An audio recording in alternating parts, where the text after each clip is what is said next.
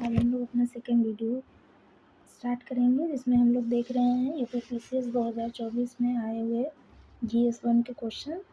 इससे पहले के वीडियो हम लोगों ने नंबर 50 तक देख लिया था। इसमें ऑफिशियल आंसर की भी इंक्लूडेड है, तो आप देख सकते हैं। तो आइए आज से वीडियो स्टार्ट करते हैं। आज का वीडियो स्टार्ट होता है ना क्वेश्चन नंबर 51 से। इसमें दिया है, नीचे दो कथन दिए गए हैं, जिसमें एक अभिकथन है और एक कारण है। तो ये असर्शन और रीजनिंग का क्वेश्चन है। तो कथन कहता है कि सतत विकास की धारणा को ब्रटलैंड रिपोर्ट द्वारा लोकप्रिय बनाया गया था। इसका कारण दिया गया है, ब्रटलैंड रिपोर्ट को विकास की सीमाओं के रूप में भी जाना जाता है। तो इसका जो अभिकथन है वो सही है, कारण गलत है, क्योंकि जो द लिमिट टू ग्रोथ जो रिपोर्ट आई थी वो हमारा ब्रटलैंड रिपोर्ट से नहीं रिलेटेड है। ये हमारा जो क्लब ऑफ रोम 1972 में हुआ था उससे रिलेटेड है। और ये हमारे सोसाइटी में इकोनॉमिक ग्रोथ ये आया था हमारा 1972 के क्लब ऑफ रोम रिपोर्ट में। ठीक, तो ये हमारा अभिकथन सही है, कारण गलत है। तो इसका ऑप्शन नंबर डी जो हो जाएगा वो सही आंसर हो जाएगा। क्वेश्चन नंबर 52 की बात करें तो इसमें दिया, निम्नलिखित घटनाओं पर विचार कीजिए तथा उनको कालक्रम अनुसार व्यवस्थित कीजिए। तो इसमें सबसे पहले जो आया था वो हमारा होगा विश्व विरासत दिवस, जिसको वर्ल्ड हेरिटेज साइट ये होता है हमारा कब मनाया जाता है। ये होता है 18 अप्रैल। ये होता है 18 अप्रैल में। जो विश्व थायराइड होता है वो हमारा मनाया जाता है 25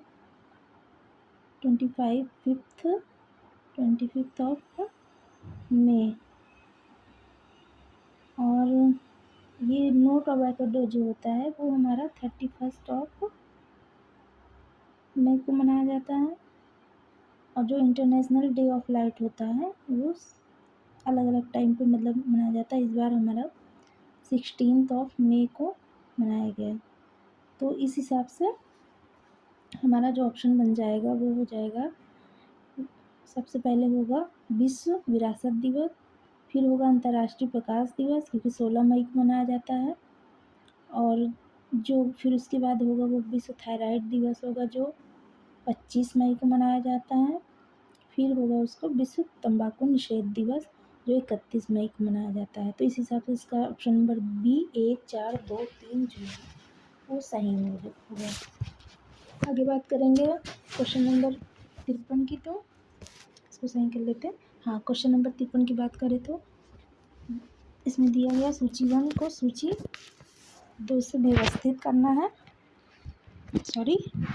हाँ, इसमें व्यक्ति दिया है और वो किस कारण से, ही करंट अफेयर उस समय का करंट अफेयर का क्वेश्चन है। उस समय कौन सा पर्सन किस रीज़न से उस समय करंट अफेयर में था उसको बताना था।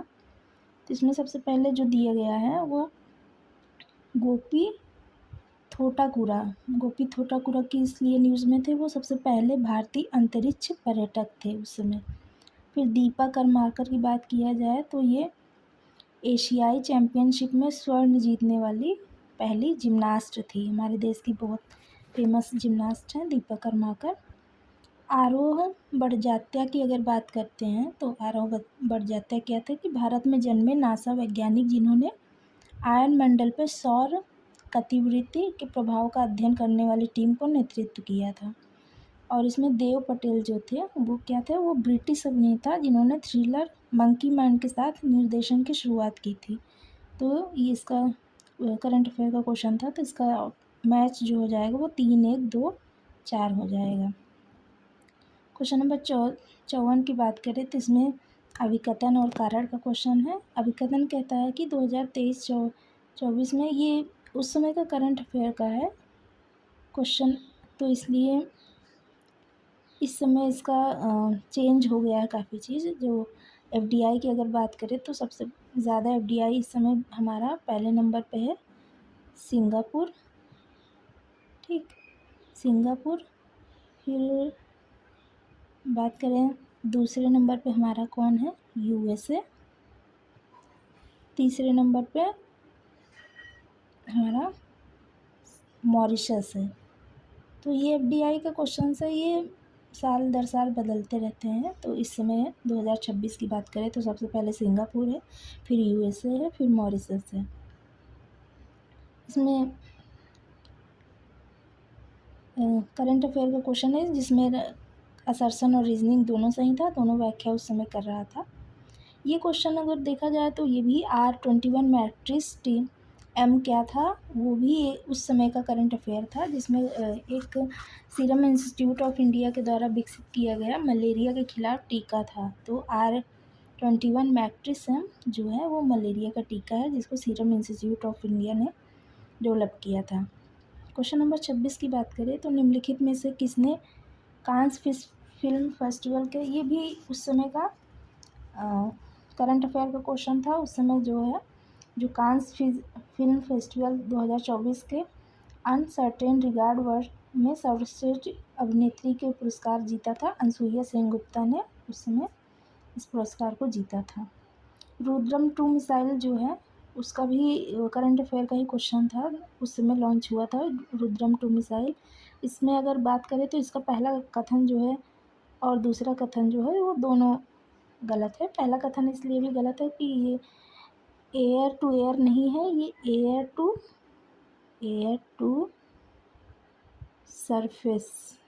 टू सरफेस मिसाइल है, इसलिए इसका कथन गलत है। बात करते हैं क्वेश्चन नंबर 58 की। तो इसमें उस समय के जो नवनिर्वाचित राज्य प्रमुख थे, स्टेट हेड थे, उसके मैच कराना था। तो अभी तो चेंज हो गया है, 2024 का क्वेश्चन है ये, तो इस अभी के हिसाब से आप लोग इसको करंट अफेयर में पढ़ लीजिएगा। क्वेश्चन नंबर अगर 59 की बात करें तो इसमें बताना है कौन सा सुमेलित नहीं है।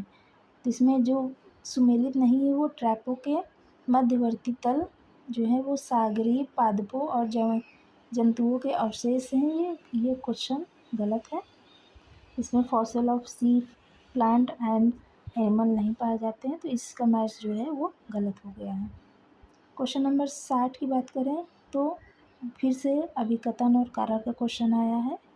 इसमें अभिकथन जो दिया है कि द्वितीय विश्व युद्ध के दौरान खोजी गई जेट धाराएं ऊपरी वायुमंडल में चलने वाली पूर्वी तेज प्रवाही हवाएं हैं। तो अगर हम जेट स्ट्रीम की बात करें तो जेट स्ट्रीम जो हमारा होता है वो अपर ट्रोपोस्फेयर जो ऊपरी क्षोभ मंडल होता है वहाँ पे चलता है। और अगर इसका डायरेक्शन की बात करें तो वो हमारा वेस्ट टू ईस्ट, मतलब अगर देखें तो ये हमारा ऐसे इस डायरेक्शन में चलता है, वेस्ट टू ईस्ट। तो ये इसलिए कथन ये इसमें पूर्वी तेज धाराएं बोला है, तो ये कथन इसलिए गलत हो जाता है। कारण की अगर बात करें तो जेट धाराओं की जो प्रवाह होता है वो 300 से लेकर 500 किलोमीटर प्रति घंटा होता है। ये बात सही है, इसीलिए जो जेट स्ट्रीम होता है वो मीएंडरिंग करते हुए चलता है, क्योंकि इसमें जो इसकी प्रवाह है बहुत हाई होता है और लोअर जो एटमॉस्फेयर में हाई प्रेशर और लो प्रेशर का जो डिफरेंस होता है इसकी वजह से इसका मीएंडरिंग पैटर्न का फॉर्मेशन ऐसे बनता है। तो इसलिए इसका कथन ए गलत है, किंतु कारण इसका सही है। क्वेश्चन नंबर 61 की बात करें तो इसमें भी देश दिया है और देश में पाए जाने वाले जो है पर्वत की बात करते हैं। तो स्पेन और फ्रांस में जो बात करेंगे तो पिरेनीज़, जो स्पेन और फ्रांस की अगर बात करेंगे तो इसमें जो पर्वत पाया जाएगा पिरेनीज़ होगा। स्विट्ज़रलैंड की बात करें तो बहुत ही फेमस है आल्प। और जो बुल्गारिया की अगर बात करते हैं तो ये क्योंकि बाल्कन कंट्री के आसपास है तो बाल्कन रीजन में ये पाया जाता है। और जो इटली की बात करते हैं तो इटली जो होगा वो एपेनाइन होगा। इटली में कौन सा पाया जाता है, एपेनाइन। तो इसका जो सही मिलान हो जाएगा वो हो जाएगा 3 1 4 2। आगे क्वेश्चन नंबर 62 की बात करें तो तो भूमि पर रहने वाले पौधे और जानवर क्या कहलाते हैं? जैसे पूछा है कि plants and animal that live on land are called terrestrial animal. Biotic और एबायोटिक क्या होते हैं? ये सब अगर चारों ऑप्शन की बात करते हो तो जो अजैविक होते हैं जिनमें जान नहीं होता है, जैसे लैंड हुआ, वाटर हुआ, लाइट हुआ, टेम्परेचर हुआ, तो ये सब क्या हुआ? ये अजैविक हो गए। और एक्वेटिक एनिमल की अगर बात करते हैं तो पानी में रहने वाले जितने भी जीव होते हैं हमारा एक्वेटिक हो जाते हैं। बायोटिक एनिमल जो होते हैं वो लिविंग प्लांट्स होते हैं, जितने प्लांट्स या एनिमल जो भी ऑर्गेनिज्म लिविंग फॉर्म में पाए जाते हैं उसको बायोटिक बोला जाता है। तो इसका सही आंसर क्या हो जाएगा? जो लैंड पे पाए जाते हैं उसको टेरेस्ट्रियल एनिमल या तो स्थलीय निवासी बोला जाता है। क्वेश्चन नंबर 63 की बात करें तो उसमें बोला गया है कि वह जोड़ जहाँ गर्दन से सिर से मिलती है, मतलब जो हमारा जो नेक है वो जा कर के सर के पास से वो जुड़ता है, तो इसका इंग्लिश में भी देख लें, joint where the neck joints the head. तो इसका जो जॉइंट होगा उसको बोलेंगे पिवटल या पिवटल जोड़। पिवटल जोड़ होता है। और बाकी अदर ऑप्शन की अगर बात करते हैं तो एग्ज़ाम्पल की अगर बात करें तो पिवटल का ही अगर और एग्ज़ाम्पल ले लें तो जैसे नेक हुआ, हमारा रिस्ट हुआ, तो ये पिवटल जॉइंट के एग्ज़ाम्पल हैं। अगर सैडल जॉइंट की एग्ज़ाम्पल की बात करते हैं तो जो हमारा कार्पल्स हुआ, मेटाकार्पल्स हुआ, ये जो हाथों के उंगलियों का जो जॉइंट्स होता है वो सैडल जॉइंट कहलाता है। अगर हिंज जॉइंट की बात करेंगे तो जो नी हमारा होता है और एंकल जॉइंट जो होता है या पैरों के जो टोज़ के जॉइंट होते हैं वो हमारा हिंज जॉइंट कहलाते हैं। बाकी तो बॉल एंड सॉकेट जॉइंट जो हमारा कंधे का जो हाथ जुड़ा है जो कंधे के पास में वो बॉल एंड सॉकेट जॉइंट कहलाता है। क्वेश्चन नंबर 64 की बात करते हैं तो क्वेश्चन नंबर 64 की बात करें तो इनमें से रोग पैदा करने वाला सूक्ष्म जीव है तो उसको पैथोजन बोलते हैं। करते तो सभी रोग पैदा है, जैसे हम लोग बैक्टीरियल डिजीज़ पढ़ते हैं, प्रोटोजोअल डिजीज़ पढ़ते हैं, तो इन जो डिज़ीज़ कॉज करता है या जो डिज़ीज़ पैदा करता है उस ऑर्गेनिज्म को बोला क्या जाता है? अगर पैथोलॉजी की भाषा में बोलते हैं तो उसको पैथोजन बोला जाता है। ठीक, तो इसका आंसर हो जाएगा पैथोजन। और क्वेश्चन नंबर अगर 65 की बात करें तो दूध इनमें से किसका उदाहरण है? तो दूध क्या है कि वो इमल्शन का ही उदाहरण है। दूध में डिफरेंट लिक्विड होता है, ऑयल होता है, फैट होता है, तो वो एक तरीके का इमल्शन का एग्जाम्पल वाटर होता है। जब ऑयल और वाटर का अगर हम मिक्स करते हैं तो इमल्सिफाई हो करके वो इमल्शन का फॉर्मेशन करता है। अगर इसमें फोम का एग्जाम्पल क्या होगा? फोम के एग्जाम्पल की अगर हम लोग बात करें तो ये हो जाएगा, जैसे हम लोग क्रीम होता है, शेविंग क्रीम हुआ, कप क्रीम हुआ, या जो हम लोग केक पे क्रीम बनाते हैं लगाते हैं, सोप बबल होता है, वो सब फोम के एग्जाम्पल हैं। और अगर हम सोल के एग्जाम्पल जिसमें सॉलिड प्लस लिक्विड का मिला करके जेल टाइप का फॉर्मेशन होता है ना, वो सोल का फॉर्मेशन का एग्जाम्पल की बात करें तो वो जैसे पेंट हो गया हमारा, ब्लड हो गया हमारा, तो वो सोल के एग्जाम्पल में आएंगे। अगर एरोसोल की बात करें तो जिसमें टाइनी पार्टिकल्स ऑफ एयर, जो डस्ट या लिक्विड जो है एयर में सस्पेंडेड होते हैं या रहते हैं, फॉर्म करते हैं, तो जैसे हमारा फॉग का फॉर्मेशन इसी तरीके से होता है। जो मिस्ट होता है, मिस्ट देखते हैं कभी ओला टाइप का जो होता है, मौसम बना रहता है, जो डस्ट पार्टिकल एयर में सस्पेंडेड रहते हैं, या एयर जो हमारा हेयर स्प्रे होता है वो भी एक तरीके का एरोस्पोल सोल का एग्जाम्पल है। बात करते हैं क्वेश्चन नंबर 66 का। तो बेकिंग सोडा का इसमें सूत्र पूछा है, तो बेकिंग सोडा को सोडियम बाइकार्बोनेट भी कहते हैं, तो इसका ऑप्शन ये हो जाएगा। बाकी अगर वॉशिंग सोडा की बात करेंगे तो ये हो जाएगा सोडियम कार्बोनेट। तो इस हिसाब से इसमें बेकिंग सोडा पूछा है तो इसका आंसर हो जाएगा answer number D, option number D. ठीक, तो आगे आगे चलते हैं, बात करते हैं 67 का। तो CPR का फुल फॉर्म पूछा है। CPR क्या होता है? Cardio pulmonary resuscitation. तो कार्डियो पल्मोनरी हिंदी में इसको बोलते हैं पुनर्जीवन। तो इसका CPR का फुल फॉर्म है। CPR जैसे जब किसी को हार्ट अरेस्ट या होता है किसी को, तो उसको CPR दिया जाता है ना, तो वो कहलाता है। ठीक, क्वेश्चन नंबर 68 की अगर बात करते हैं तो इसमें कह रहा है वह एक मांसशिरा जो ऑक्सीजन युक्त रक्त वहन करती है कहलाती है। जैसे इंग्लिश में बात कर दे, the only vein that carries oxygenated blood, क्योंकि वे जो वेन होते हैं उनका काम क्या होता है, वो डीऑक्सीजनेटेड ब्लड को कैरी करते हैं, और जो आर्टरीज होता है वो क्या करती है, शुद्ध ब्लड जैसे ऑक्सीजनेटेड ब्लड होता है उसको कैरी करता है। और इसमें पूछा है कि वो एक इकलौता जो वेन होता है जो ऑक्सीजनेटेड ब्लड को कैरी करता है, वो हमारा हो जाएगा पल्मोनरी वेन या पल्मोनरी शिरा। तो इसका आंसर ये हो जाएगा। ठीक, तो क्वेश्चन नंबर 18 का क्वेश्चन नंबर 68 का आंसर हो जाएगा पल्मोनरी शिरा।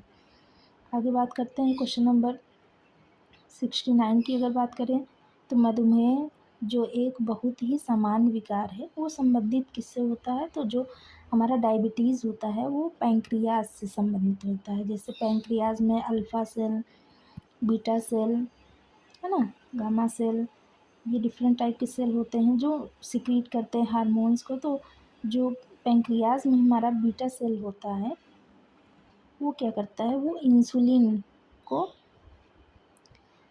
इंसुलिन हार्मोन को सिक्रीट करता है, जो क्या करता है हमारे ब्लड शुगर लेवल को क्या करता है, कम करने में हेल्प करता है। लेकिन जब वो बीटा सेल हमारा इंसुलिन को सिक्रीट करना कम कर देता है तो उससे हमारा डायबिटीज़ हो जाता है, शुगर लेवल बढ़ने से। तो इसका क्वेश्चन नंबर 69 का आंसर होगा पैंक्रियाज से रिलेटेड होता है जो डायबिटीज़ होता है। ठीक, क्वेश्चन नंबर 70 की बात करें तो क्वेश्चन नंबर 17 क्या कहा है, उस समय का जो करंट अफेयर चल रहा था उसके बारे में पूछा है कि कोविड-19 महामारी के कारण वैश्विक विराम का कारण क्या था। तो कोविड-19 जो था वो किस फैमिली का वायरस था, वो सार्स-कोव-2 जो था, सार्स-कोव-2 इसको नाम दिया गया था। तो उस हिसाब से इसका ऑप्शन नंबर सी जो होगा वो सही आंसर हो जाएगा। बाकी आगे बढ़ते हैं, बात करते हैं क्वेश्चन नंबर 71 की। तो 71 में सीधा सा एक पूछा है कि ये जो रिलेटिव स्पीड पढ़ते हैं उसके बारे में, कि जो एक बस है एक निश्चित दूरी की पहली आधी दूरी v1 गति से पूरा करता है, जैसे स्पीड 1 हुआ हो गया, और जो बची हुई दूरी वो v2 या स्पीड 2 से पूरी करता है। तो पूरी यात्रा बस की औसत गति जो होती है, जो एवरेज स्पीड होता है उसको ज्ञात करना। तो उसका एक फार्मूला होता है कि 2 speed 1 speed 2 upon speed 1 plus speed 2। तो इसका जो फार्मूला होता है वो, तो इसका ऑप्शन नंबर बी हो जाएगा, 2v1 v2 divided by v1 plus v2। तो ये हमारा एक कह लीजिए कि मैथ का क्वेश्चन का फार्मूले के साथ इसमें आया था। बाकी आगे बात करते हैं तो क्वेश्चन नंबर 72 की बात करें तो उस समय जो चर्चित था रामगंगा परियोजना, उसकी विशेषताओं पे क्वेश्चन पूछ लिया था। तो इसमें पूछा है कि कौन सा सही सुमेलित नहीं है, तो उसके बारे में बात किया गया है। तो जैसे बांध की लंबाई जो है वो इसमें सुमेलित नहीं है, इसलिए इसका जो क्वेश्चन होगा जो बांध की लंबाई है वो सुमेलित नहीं है। बाकी सारे क्वेश्चन ऑप्शन सुमेलित है, तो इसका आंसर जो हो जाएगा वो पहला कि बांध की लंबाई इसकी सुमेलित नहीं है। बाकी आगे बढ़ते हैं तो 73 की क्वेश्चन की बात करें तो विश्व के कुछ देशों के कृषित क्षेत्रों के संबंध में, जैसे जो हमारा कल्टीवेटेड एरिया होता है उसके बारे में बात किया जाता है कि जितने एरिया में खेती होती है उसको हम लोग कल्टीवेटेड लैंड कहते हैं या कल्टीवेटेड एरिया कहते हैं। तो इसमें जो पहला कथन है वो बोल रहा है कि यूएसए, चीन और जापान की तुलना में भारत की कृषि भौगोलिक क्षेत्र अधिकतम है। जैसे इंग्लिश में भी पढ़ ले तो in comparison to USA, China, Japan, India has highest geographical area under cultivation.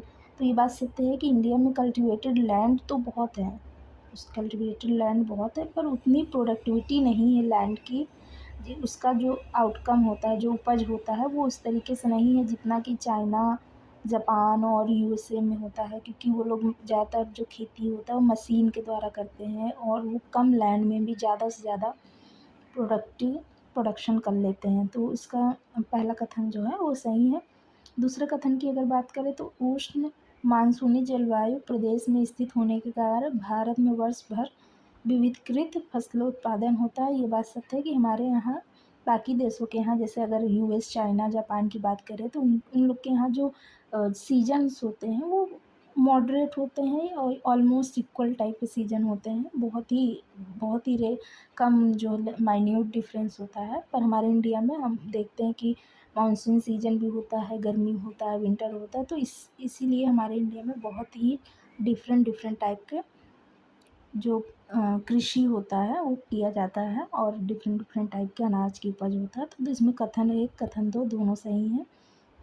इसलिए क्वेश्चन नंबर 73 का जो आंसर होगा वो 1 और 2 होगा। बाकी आगे बात करें 74 का, तो इसमें सूची दिया है, सूची 1 सूची 2 को मिलान करना है। तो इसमें स्थान दिया है, जो हम लोग पांच प्रयाग की बात करते हैं, 5 प्रयाग जिसको बोलते हैं, तो उसके बारे में बताना है कि कौन सी नदी मिल करके कौन सा प्रयाग का फॉर्मेशन करता है। तो अगर हम जैसे देव प्रयाग की अगर बात करें तो देव प्रयाग जो हमारा बनता है वो अलकनंदा और भागीरथी, देव प्रयाग जो है वो अलकनंदा और भागीरथी से मिलकर बनता है। अगर रुद्र प्रयाग की अगर बात करें तो वो अलकनंदा और मंदाकिनी मिल करके रुद्र प्रयाग का फॉर्मेशन करता है। कर्ण प्रयाग की अगर बात करते हैं तो कर्ण प्रयाग जो होता है वो हमारा अलकनंदा और पिंडार जो रिवर होता है, पिंडार रिवर, उससे मिलके बनता है। और जो अगर टिहरी की बात करें, टिहरी तो बहुत ही फेमस, इस पे बांध भी है, टिहरी बांध, भागीरथी और भिलंगना जो नदी है उससे मिलकर बना हुआ है। तो उसका जो मिलान होगा वो होगा 2 4 1 3, इसका मिलान जो होगा 2 4 1 3। ठीक, तो आगे बढ़ते हैं। क्वेश्चन नंबर 75 या 75 की बात करें तो इसमें बोला गया है कि पश्चिमी यूरोप की जलवायु के संबंध में कथनों पर विचार करना है। जो हमारा वेस्टर्न यूरोप होता है उसके बारे में बात करना है कि पश्चिमी यूरोप में सभी महीने में वर्षा होती है।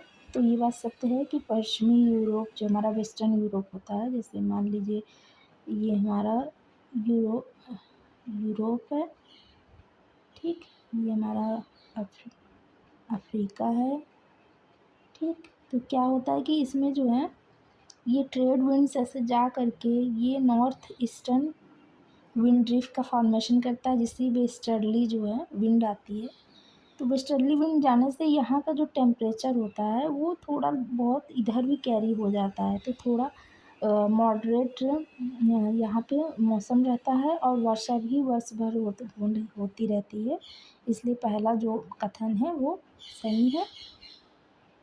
दूसरे कथन की बात करें तो इसमें बोला गया है कि western Europe is located in the belt of westerly, वही जो मैं बता रही थी कि अभी जो रीज़न इसका कि वेस्टर्ली के बेल्ट पे ये लोकेटेड होता है। इसलिए जो हमारा इक्वेटर का या बात करते हैं इक्वेटर का जो टेम्परेचर होता है वो थोड़ा वहाँ भी चला जाता है, जिसकी वजह से वहाँ पे वर्षा होने की संभावना और बढ़ जाती है। तो वहाँ सभी महीने में वर्षा होती रहती है। कथन दोनों सही है, तो इसका क्वेश्चन नंबर 75 का आंसर हो जाएगा 1 और 2 दोनों सही हैं। आगे बात करते हैं तो 76 की बात करें तो अच्छा, इसको निम्नलिखित पर्वत रेंज दिया गया है और इसके स्थान अनुसार पश्चिम से पूर्व, मतलब इसको कैसे लगाना है, पहले पश्चिम से पूर्व की तरफ, तो इस तरीके से लगाना है और सही क्रम में व्यवस्थित करना है। सबसे पहले पॉन्टिक जो रेंज है हमारा, पॉन्टिक रेंज की बात करें तो ये कहाँ पे लोकेटेड है, ये हमारा नॉर्थ तुर्की, इधर जैसे मान लीजिए ये हमारा सेंट्रल एशिया है, तो उससे पहले ही ये तुर्की का रीजन होता है जो हमारा मेडिटेरेनियन सी से भी जुड़ा होता है यहाँ पे। तो नॉर्थ तुर्की में पॉन्टिक रीजन पाया जाता है, ठीक। ये तुर्की का ये एक रेंज है। बाकी अब फिर उसके बाद बात करें तो ये जाग्रोस जो होता है वो हमारा कहाँ पाया जाएगा, ये एक तरीके से ईरान, तुर्की और जो इराक का एरिया है, जैसे ईरान मान लीजिए ये एरिया है, ये इराक एरिया है, तो ये थोड़ा सा अटैच्ड इधर तुर्की है, तो ये एक रेंज बना देता है। तो रेंज बना कर ये जाग्रोस रेंज का फॉर्मेशन करता है। तो इसमें 3 कंट्री आ जाएंगे। और बाकी फिर उसके बाद बात करें हिंदू कुश, तो हिंदू कुश हमारा ये थोड़ा सा इधर आ जाइए आप, अफ़गानिस्तान, पाकिस्तान, तजाकिस्तान। मान लीजिए अफ़गानिस्तान का ये एरिया थोड़ा सा अटैच्ड है पाकिस्तान का, थोड़ा सा ही अटैच जो है वो हमारा तजाकिस्तान का एरिया है। तो ये एक भी एक हिंदू कुश बहुत ही ऊंचाई पे पाया जाने वाला एक ट्रांजैक्शन का पर्वत रेंज बनाता है। इसी पे हमारा पामीर नॉट जो दुनिया का सबसे ऊंचा नॉट जो पाया जाता है किसी भी पर्वत पे, वो पामीर नॉट भी हिंदू कुश पर्वत पे पाया जाता है। तो इसलिए भी ये बहुत फेमस है। तो इसमें पाकिस्तान, अफ़गानिस्तान और ये तजाकिस्तान का थोड़ा सा एरिया पाया जाता है। तो इसलिए ये अगर हम बात करते हैं काराकोरम का, तो ये तो हमारा लद्दाख और जास्कर जो हमारा ट्रांस हिमालय है उसका पार्ट है। तो अगर वेस्ट टू ईस्ट की अगर बात करते हैं तो सबसे पहले हमारा क्या आ जाएगा, ये आ जाएगा पोंटिक। फिर उसके बाद क्या हो जाएगा, जाग्रोस, क्योंकि ये तुर्की में है, ये ईरान इराक एरिया में है। फिर हिंदू कुश आ जाएगा, हिंदू कुश इसलिए क्योंकि हमारा इधर से अफ़गानिस्तान, पाकिस्तान और ये सब स्टार्ट हो जाता है। सबसे लास्ट में हमारे इंडिया में जो पाया जाता है ट्रांस हिमालय का जो पार्ट है वो हो जाएगा काराकोरम। ठीक, तो इस हिसाब से इसका जो आंसर हो जाएगा वो हो जाएगा 2 4 3 1। ठीक, इसका आंसर क्या हो जाएगा, 2 4 3 1। आगे बढ़ते हैं, बात करते हैं 77 की। तो इसको बताना कि कौन सा सही सुमेलित नहीं है, कि नदी और उसकी प्रवाह दिशा कैसी है। तो अमूर दरिया की बात करते हैं तो हमारा अमूर दरिया, सिर दरिया जो होता है वो जो ईरान साइड में जो एरिया होता है वो वहीं जाके मिलता है। ये अमूर दरिया से हमारे इंडिया के अपर साइड में बहता है, जैसे उत्तर पूर्वी। तो जो अमूर दरिया होता है वो मान लीजिए ये है, तो उत्तर पूर्वी ये ऐसे दिशा में बहेगा। और बाकी जो सिर दरिया होता है उस उत्तर पश्चिमी, ये दोनों मिलके इधर ये जाएंगे।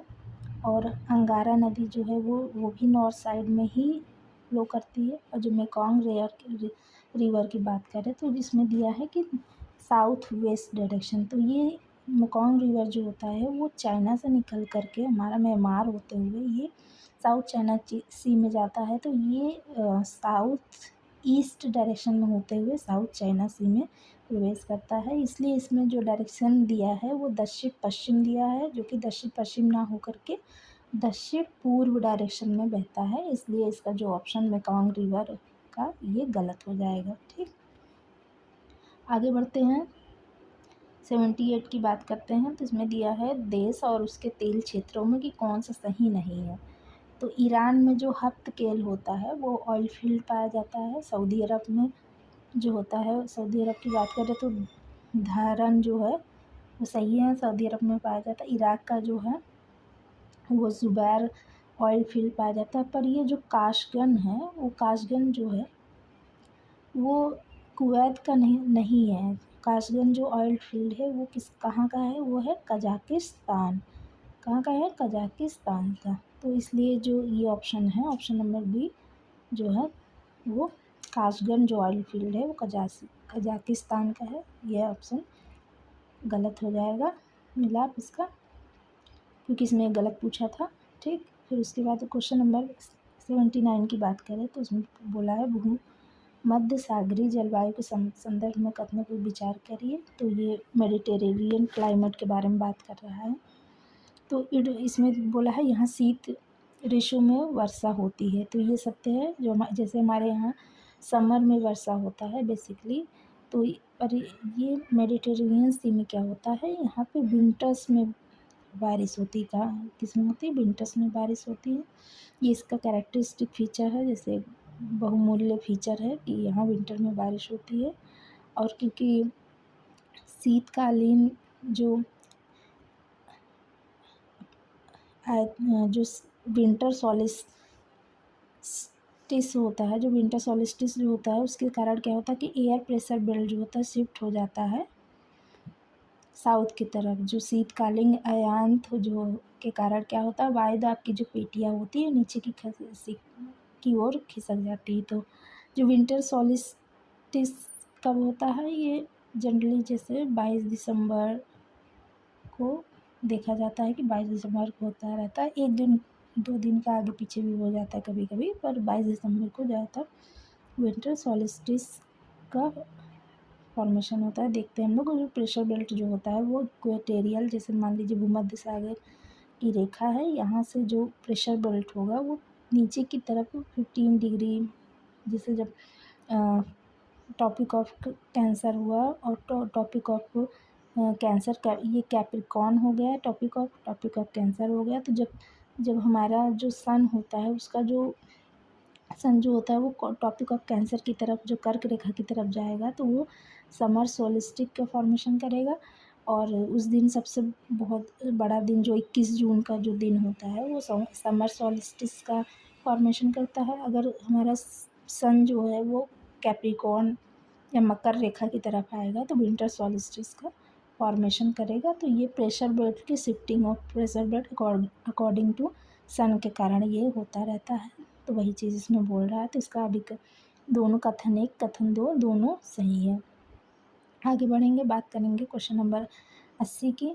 तो क्वेश्चन नंबर 80 में अच्छा ये उस समय का वो करंट अफेयर का क्वेश्चन है, तो उसको देख अच्छा पढ़ ही लेते हैं। ये है महाराष्ट्र के चिड़गौली जिले में हुआ था। ये कौन सा है, ऑपरेशन मायोवाद विरोधी ऑपरेशन कोई हुआ था, तो उस समय का है। तो इसमें कथन 2 जो है ऑपरेशन बीएसएफ एवं डिस्ट्रिक्ट रिजर्व गार्ड द्वारा किया गया था। तो ये है करंट अफेयर का क्वेश्चन है, तो आप लोग देख लीजिएगा इसको। इसरो द्वारा विकसित प्रवाह जो उस समय सॉफ्टवेयर आया था उसके बारे में दिया गया है, तो इसको हम लोग एक बार जान लेते हैं, क्योंकि आगे चल के भी पूछा जा सकता है कि प्रवाह सॉफ्टवेयर के संदर्भ में निम्नलिखित में से कौन से कथन सही है। तो यह विक्रम साराभाई अंतरिक्ष केंद्र की अग्रणी उपलब्धि है। और इसमें कथन 2 जो है, अंतरिक्ष वाहनों के प्रारंभिक वायुगतिकीय डिज़ाइन के लिए बड़ी संख्या में विन्यास के मूल्यांकन की आवश्यकता होती है। तो ये दोनों इसमें कथन सही हैं। इसका ऑप्शन हो जाएगा 1 और 2। आगे बढ़ते हैं। फिर अभी कथन और कारण का क्वेश्चन आ गया है। तो ये भी करंट अफेयर का क्वेश्चन है। उस समय जो ब्रह्मोस मिसाइल सुपरसोनिक जो क्रूज मिसाइल है, तो वो दिया गया था फिलीपींस को सबसे पहले एज ए ट्रेड डील के माध्यम से दिया गया था, बेचा गया था एक तरीके से। तो उस समय ये करंट अफेयर का क्वेश्चन है। तो अभी तो ये 3 देशों में, जैसे फिलीपींस हो गया, इंडोनेशिया हो गया और एक देश और है जिसको दिया गया है। फ़िलहाल में तभी इंडोनेशिया के साथ इसकी ट्रेड डील हुई है। तो सुपरसोनिक क्रूज मिसाइल जो ब्रह्मोस है वो दिया गया था। उसकी मारक क्षमता के बारे में बात हुई, तो इसका जो मारक क्षमता इसमें दिया है, क्षमता दिया है, वो गलत है। वो 490 किलोमीटर नहीं है। जिस टाइम ये 2024 में पूछा गया था उस टाइम तो और भी इसका कम था। अभी तो इसको बढ़ा करके इसकी क्षमता बढ़ा दी गई है, रेंज बढ़ा दी गई। उस टाइम इसका जो रेंज था, अगर इस क्वेश्चन के अकॉर्डिंग बात करें तो इस टाइम इसका रेंज जो था वो 290 था, 290 किलोमीटर के रेंज पे था। अभी की बात करें, अगर करंट की बात करें, तो इसकी क्षमता बढ़ा करके हम 800 से लेकर के 900 के करीब में, 900 किलोमीटर के करीब में इसकी रेंज क्षमता बढ़ गई है। तो उस समय की बात करें तो ये ऑप्शन नंबर डी जो है कि कथन ए सही है, कारण गलत है, ये सही होगा। आगे बढ़ते हैं। तो 83 की बात करें तो ये कोहिमा शांति स्मारक और इको पार्क के संबंध, ये भी करंट अफेयर का क्वेश्चन है। उस समय क्वेश्चन आया था कि इसका जो इनाग्रेशन हुआ था वो कोहिमा में हुआ था 8 मार्च को, और इसको जो डेवलप किया गया था उसमें दिया है कि साउथ कोरिया के द्वारा नहीं, इसको जो डेवलप किया गया था वो जापान और नागालैंड मिल करके इसको डेवलप किए थे। तो इसलिए इसका जो आंसर होगा वो केवल 1 होगा। इसलिए क्यों गलत है, क्योंकि साउथ कोरिया नहीं है, इसमें जापान है ना, जापान प्लस नागालैंड हमारे इंडिया का मिल करके ये इसको डेवलप किया था। ये करंट अफेयर का क्वेश्चन है, उस टाइम आया हुआ था। ये क्या है, हाँ ये क्वेश्चन भी आया है। ये उस टाइम के करंट अफेयर का क्वेश्चन है। इसको भी हम लोग स्किप करते हैं क्योंकि करंट अफेयर का क्वेश्चन है तो बदलता रहता है करंट अफेयर। आगे बढ़ते हैं। जैसे ये भी क्वेश्चन उस टाइम का था कि पिरूल लाओ पैसे पाओ, तो ये उत्तराखंड गवर्नमेंट ने लॉन्च किया था कि प्लास्टिक लाओ, वो पर्यावरण बचाने के लिए अभियान शुरू किया था कि प्लास्टिक लाओ और पैसे पाओ। तो उस हिसाब से ये भी करंट अफेयर का उस टाइम का क्वेश्चन है। ये भी करंट अफेयर का क्वेश्चन है। क्वेश्चन नंबर लूपेक्स मिशन जो जापान के साथ मिल कर के किया गया था, ये भी क्वेश्चन नंबर 89 की अगर बात करें तो करंट अफेयर के क्वेश्चन बदलते रहते हैं और हर साल नए करंट अफेयर के क्वेश्चन आते रहते हैं, तो उसको उसके अकॉर्डिंगली आप लोग पढ़ लीजिएगा करंट अफेयर में। हाँ, ये क्वेश्चन जैसे स्टैटिक पोर्शन का जो क्वेश्चन है उसके बारे में बात करेंगे। जैसे इसमें मिलान करना है कि प्रधानमंत्री आवास योजना ग्रामीण कब आया था। तो प्रधानमंत्री आवास योजना ग्रामीण जो आया था वो 2016 में आया था। और बात करते हैं जल जीवन मिशन कब आया था। तो ये तो जल जीवन मिशन बहुत ही सही आया था 2019 में। और स्वच्छ भारत मिशन जो आया था वो मोदी जी जैसे ही आए थे, इलेक्ट हुए थे, तो उन्होंने 2 अक्टूबर को ही लॉन्च कर दिया था स्वच्छ भारत मिशन 2014 में। इसका ऑप्शन 20 हो जाएगा। प्रधानमंत्री उज्ज्वला योजना जो आया था वो आया था मई 2016 में। तो इसका जो मिलान हो जाएगा वो 4-3-2-1 हो जाएगा। आगे बढ़ते हैं।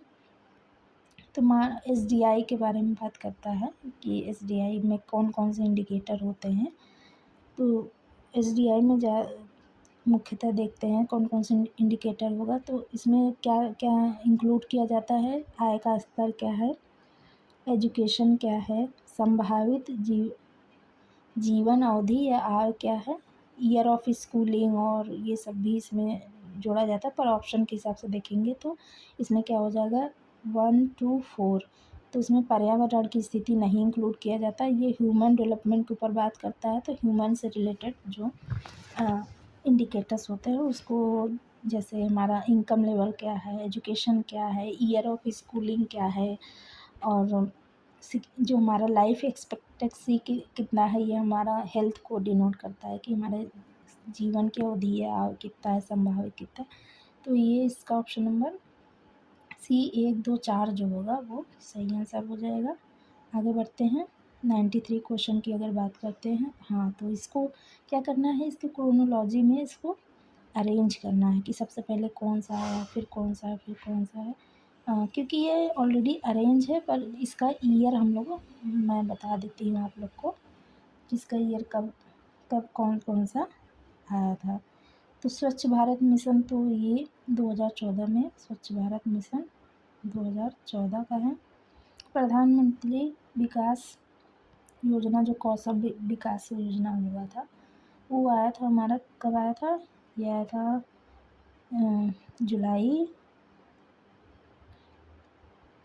2015 का क्वेश्चन इसका जो आया था। और गरीब कल्याण योजना जो PM गरीब कल्याण योजना है ये कब आया था, ये हमारा आया था दिसंबर 2016 का योजना है।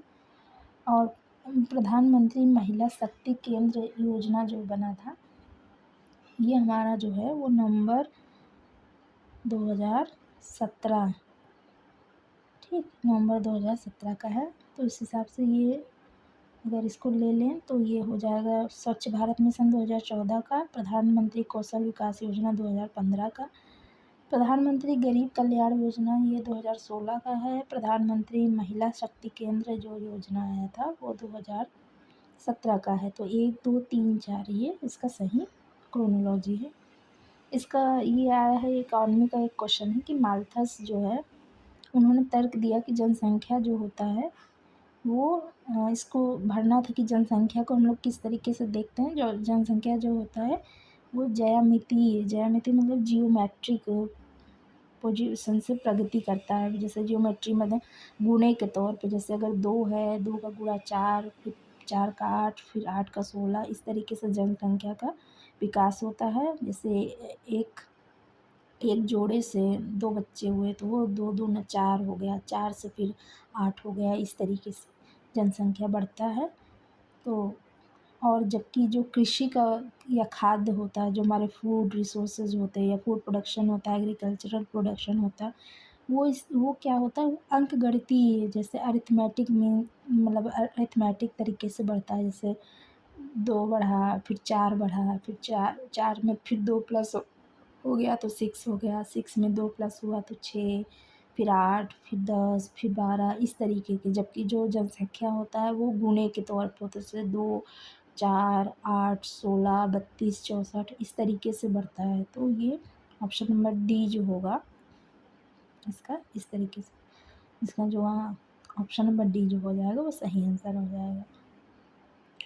बाकी आगे बात करते हैं, तो आगे क्वेश्चन की बात करें 95 क्वेश्चन में, तो ये उस समय का इकोनॉमिक सर्वे के बारे में बात किया गया था। तो ये क्वेश्चन हम लोग भी स्किप कर देते हैं, क्योंकि पूछेगा तो फिर इस साल के कोई इकोनॉमिक सर्वे हम लोग को पढ़ना पड़ेगा, उसके हिसाब से क्वेश्चन पूछेगा।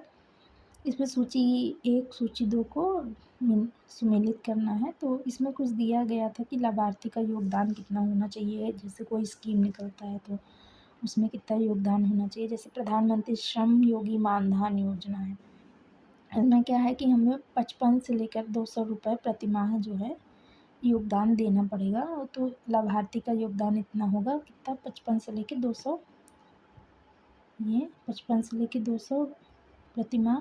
प्रधानमंत्री जीवन ज्योति बीमा योजना जो है, इसमें क्या होगा, 436 रुपये प्रति माह, प्रति वर्ष है इसमें, सॉरी, हाँ, 436 रुपये प्रति वर्ष देना है।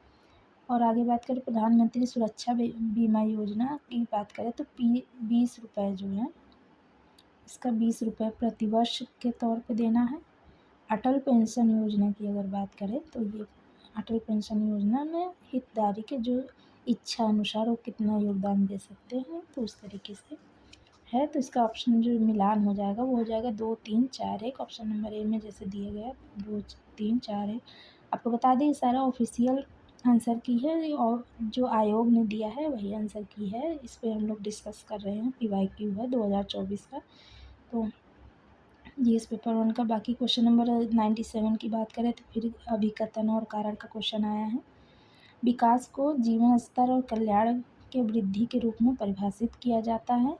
Development is being defined as improving living standard and welfare. ये बात सही है कि हमारा जो डेवलपमेंट होता है, विकास जो होता है, वो हमारे जो बेसिक स्तर में सुधार होना चाहिए, लाइफ के स्टैंडर्ड और लिविंग, कैसे हम लोग वेलफेयर, मतलब हेल्थ एजुकेशन हमारा कैसा है, रहने का तरीका कैसा है, बीमारी से कितने दूर, कितने स्वस्थ हैं हम लोग, इन सब को देखकर ही डेवलपमेंट को डिसाइड करना चाहिए।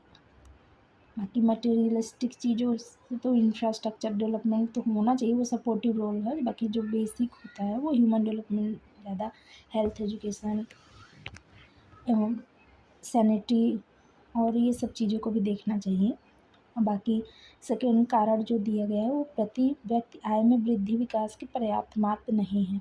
तो growth in per capita income is not a sufficient measure of development. ये बात सकते हैं कि हम ये नहीं देख सकते कि हाँ आपके पास कितना पैसा आ रहा है या कितना, एक लोग के पास कितना पैसा है, वो उसका वो सही पैरामीटर नहीं होता है। जब तक कि हमारा स्टैंडर्ड कैसा है लाइफ का, हेल्थ मिल रहा है सही है कि नहीं, एजुकेशन मिल रहा है कि नहीं, क्लीन वाटर, सैनिटेशन, हमारे आसपास एरिया में साफ़ सफाई है कि नहीं है, इन सब को भी देखना चाहिए। तो इसमें इस जो अभिकथन है और कारण है दोनों सही है और इसको दोनों एक्सप्लेन भी कर रहा है।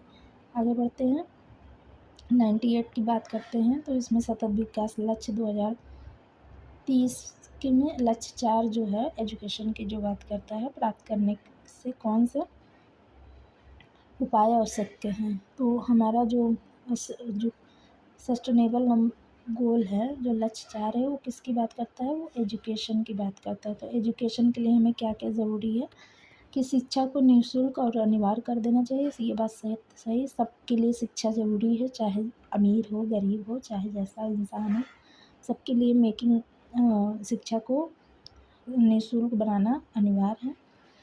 फिर उसके बाद सेकंड को क्या कह रहा है कि स्कूल के बुनियादी ढांचे में सुधार और डिजिटल परिवर्तन को अपनाना, ये भी एक लक्ष्य है हमारा, क्योंकि स्कूल में अगर देखते हैं तो सही ठीक से क्लासरूम नहीं रहता और बोर्ड नहीं रहता, और अब तो एआई का ज़माना है, तो एआई में इंक्लूज़न होना चाहिए एजुकेशन में, ये ज़रूरी भी है और आवश्यकता भी है, समय का आवश्यकता है, मांग है कि एआई को भी इंक्लूड करना चाहिए। तो पूरी तरीके से डिजिटल लाइब्रेरी होना चाहिए बच्चों को पढ़ने के लिए, या क्लासरूम में ये अच्छे से होना चाहिए।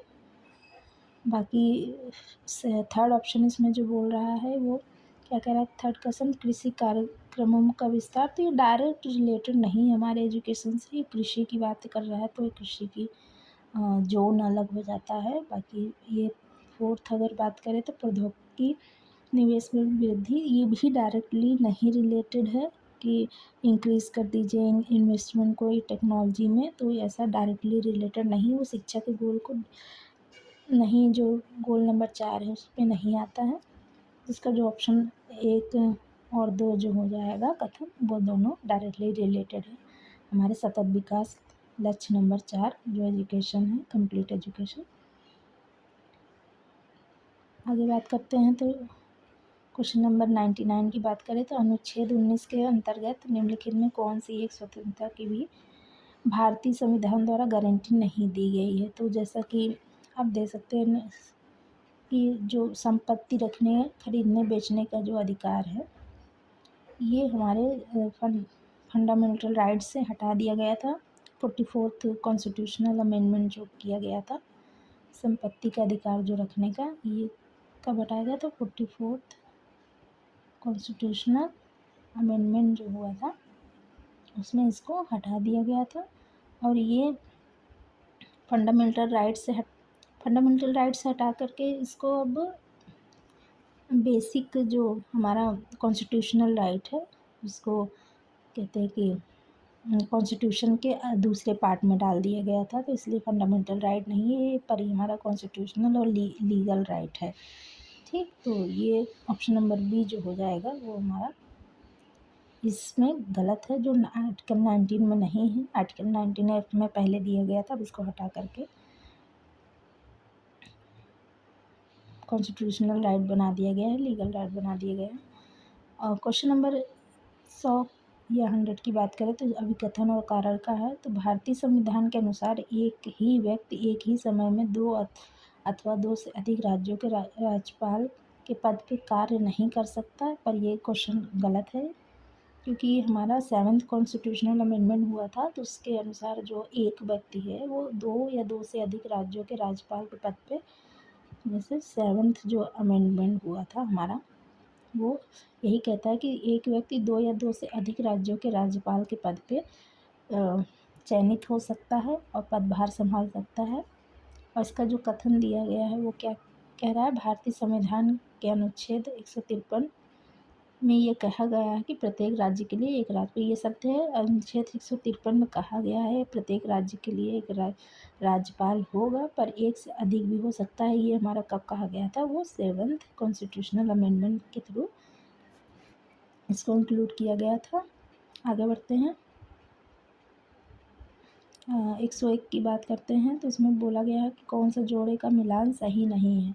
कौन सा जोड़े का मिलान सही नहीं है, तो हम लोग इसको आगे के, अभी क्वेश्चन काफ़ी है तो इसको हम लोग नेक्स्ट वीडियो में बात करेंगे, क्योंकि वीडियो काफ़ी लंबा हो रहा है, तो आगे के वीडियो में हम लोग इसको देखेंगे। ठीक, अभी तक के लिए 100 क्वेश्चन के लिए सही है। Thank you.